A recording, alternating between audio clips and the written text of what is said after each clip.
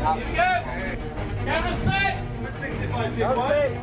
And action. We had 3 directors over the 10 series, Chris Spencer, Crispin Reese, and Tony Mitchell. And once it rolled out, it picked up speed and energy like you can't imagine. We were already on the ground in Morocco filming as we were still trying to get the next scripts ready, and as our director that was coming through was on the ground scouting locations. Roma and myself and Richard Bedser, who's the other executive producer, were very unified stylistically. And even though it was so long to make 10 hours and multiple directors and different crew coming in and out and different sets of actors for different stories, we just kept a consistency of our energy.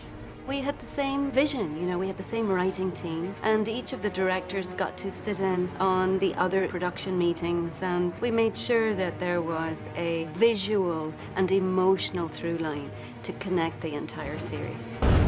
I am the Alpha and the Omega, the beginning and the end.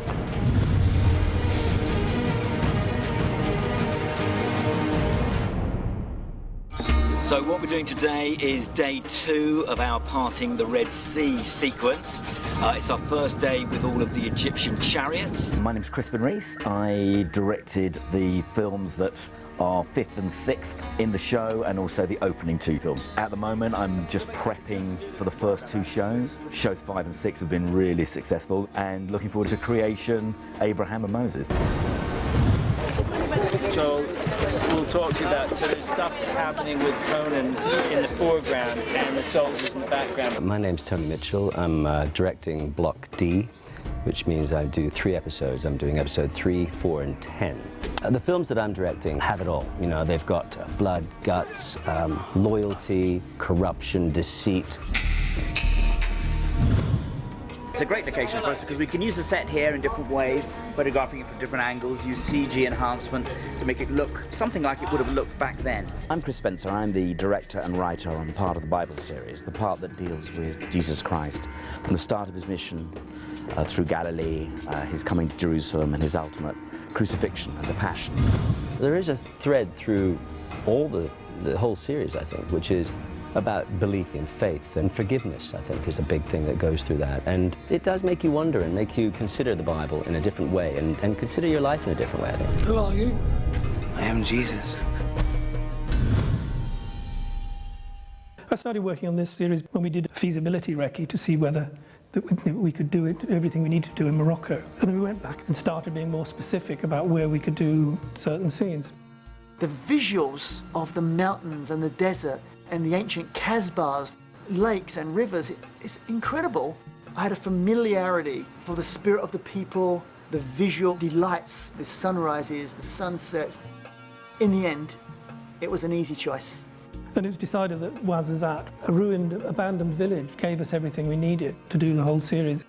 There were 2 original buildings that were part of the village, which we used as the core of the set. And we restored those buildings, and we used their interiors, and we've created some of our sets inside them. Well, we're filming on these marvellous sets, which are partly the brilliant magic of filmmaking. They look incredibly real and incredibly old, and these made sets nestle amongst real places, real villages and Casbahs in this tremendously biblical landscape. This is one of the biggest sets that we've built. It's been going on for months of construction and continuing to this day. This has been Bethlehem, Galilee, Nazareth. It's also going to be Egypt over there in a few weeks. It's a really, really large build. So not only do you have to build everything, but in addition it has to be aged completely.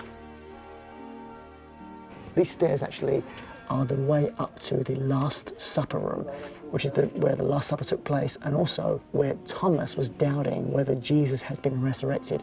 And Jesus appeared and said, "Feel my side, the wounds, feel my hands. Do you believe me now?" You know, you don't have to just see everything to believe it, which was a real parable about faith. Blessed are those who have not seen me, and yet have believed. In terms of artisans, of production design and art department, and costume makers, The Moroccan crews and production teams are incredible. I mean, they just have worked on massive feature films and brought that to this project. It's really impressed me, the quality of the production all the way down to some of the props and the costumes. Frankly, I was really pleasantly surprised at the level of work that's gone into those kinds of things. It's just real quality workmanship that's being done, and I think the whole thing really speaks to the level of quality of the project. Our costume teams, our art department teams work very, very hand in hand with our researchers. So from the smallest prop to the largest prop, we look at what the research is, we look at what the materials that would have been involved, we look at actually how these things would have been used. With the New Testament, we know exactly when it happened, we know what was happening at that time, so it's fairly straightforward to get good historical accuracy. But an awful lot of the Old Testament, it's quite hard, so we have to kind of use kind of visual stereotyping, like a colour palette that's the Persians and a colour palette that's the Babylonians, so the audience knows what it is they're looking at. We're building boats, we're building chariots, we're importing animals, we're designing thrones. We have from the smallest little prop that possibly Jesus is using at the Last Supper to enormous, enormous location sets. So the scale of that is amazing.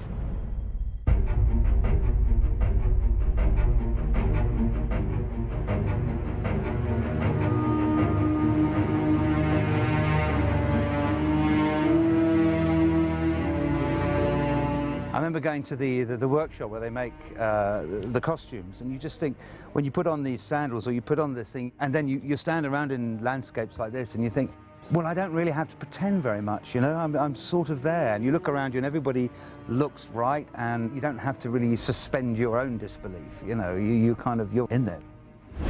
On this occasion, I knew we'd require huge volumes of fabrics, and I began by meeting my Moroccan costume supervisor in Casablanca and visiting a lot of fabric merchants there to establish what I could find in the country.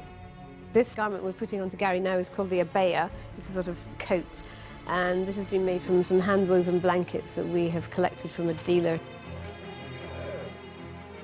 I knew that it would involve a lot of breaking down of costumes being dirty and lived in and aged, and battles which would involve blood and mess and things being torn apart, so it's appropriate to make all the costumes.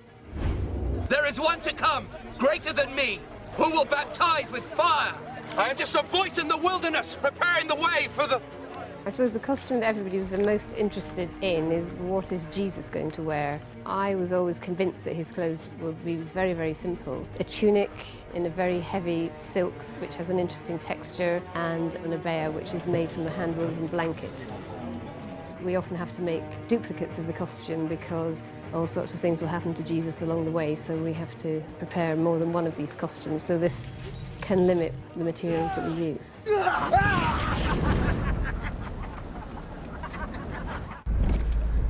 Hey, good morning, everybody. Yeah, this is how I normally look when I'm not being Jesus Christ. I had my length of my hair was kind of the same as I have today, so obviously they wanted to put a wig, and they had a wig prepared to try, and I put it on, and it was just not. Suddenly, an actor come in with a wig in his hand, saying like, "Oh, I'm sorry, I just brought this wig with me because on the last job that I did, I used it and they gave it to me." And he put the wig on him. I was just, wait a minute, that's the wig. That's exactly the look that we need for this. I tried the wig and it was the perfect fit. It was something meant to be. Blessed are the poor, for theirs is the kingdom of heaven. Blessed are the meek, for they shall inherit the earth. Blessed are the pure in heart, for they shall see God. Trying to be as cinematic as we can be. We're shooting with digital cameras, but we're looking for a style that's epic, but intimate, and kind of naturalistic in some ways. I know that might sound contradictory, but we're trying to get a feel of actually being there, but also get a sense of the scale and the power of the stories. We're really trying to make it feel as if you could have travelled back in time to the period and make the characters seem believable and real. At the same time, one of the big aspects as a writer that I've been really, really keen to get right is to keep as close as possible to the actual words that were spoken, to the kind of descriptions that are given within the Gospels, to the scenes that we're portraying. Destroy the temple and I will build it again in 3 days. Who is he saying will destroy it? He was talking about his own resurrection, but I think if you just change that one word and you said, destroy this temple and in 3 days I'll rebuild it, you'd hit right on the text. That's been probably my main motivating drive, to try and get that as right as possible. The scope for this has gone through the roof. It's just become more and more ambitious. As we've all seen how good it's going to be, we all want it to be better and better, and that puts more pressure on the crews and the team here. But in the end, everyone knows they're doing great work, everyone knows the Bible is really important, and everyone wants it to be brilliant. Today, this scripture is fulfilled.